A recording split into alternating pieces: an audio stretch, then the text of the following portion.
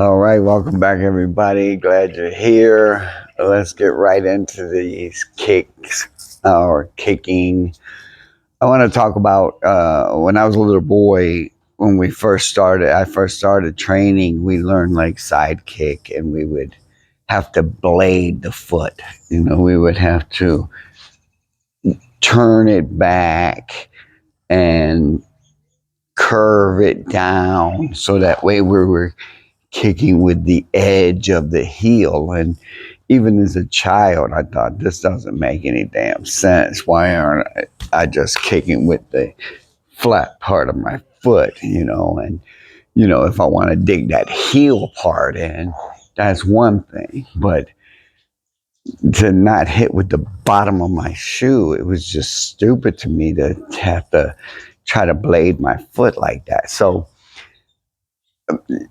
you see, I just see how like the Chinese martial arts have been infested with Taekwondo, karate, and that has influenced our Chinese styles. Because who the hell would blade the foot when they're kicking like that? It doesn't make any sense whatsoever. Also, when we would roundhouse kick, of course, you're pointing the toe out and making this all straight. Well, when you do that, the tibia muscle isn't flexed and hard.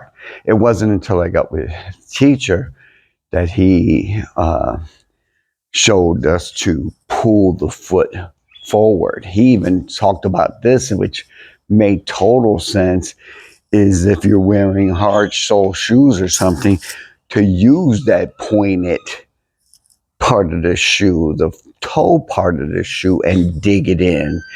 So this made total sense to me. I mean, why we were doing these other things, the only thing I could think of is because of the influence that Taekwondo schools and karate schools had in the 70s, late 70s, 80s. And so that they were getting students, they were doing this stuff in tournaments. And so the Chinese style started copying and mimicking that. It doesn't make any sense, though. I mean, to try to kick with a side kick and blade the foot is just stupid when I can just boom and dig that whole flat part of the heel in. This makes sense. Now, of course, to put the flat part of the heel in instead of the rest of the foot, that means I would have to turn my hips and rotate the hips and put the whole body into it, which makes perfect sense. Another thing too is, we do things, we would do drills where we're here and we would front kick and put the foot back. What about from a standing position and kick?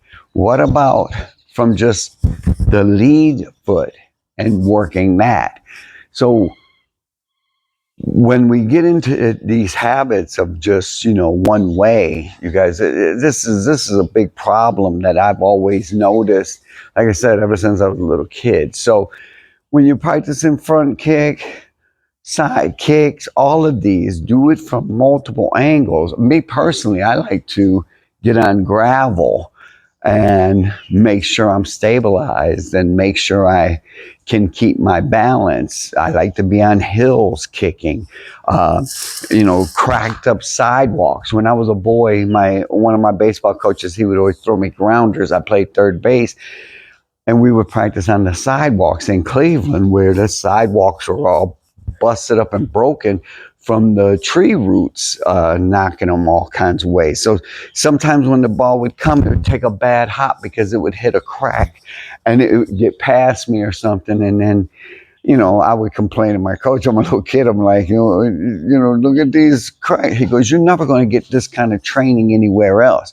This is the best kind of training you can get. So when I was on the field, oh my gosh, if it took a bad hop, my reflexes were there and I could absorb that ball. So mix up your training, get into sand, get into gravel, different types of grasses,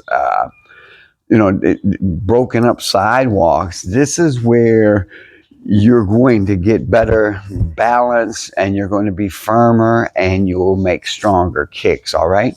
So keep all that in mind and keep on kicking. And thanks for all the new subscribers. And if you haven't subscribed, hit that subscribe button and at least hit the like button if you like the damn video. Okay. Peace be with you.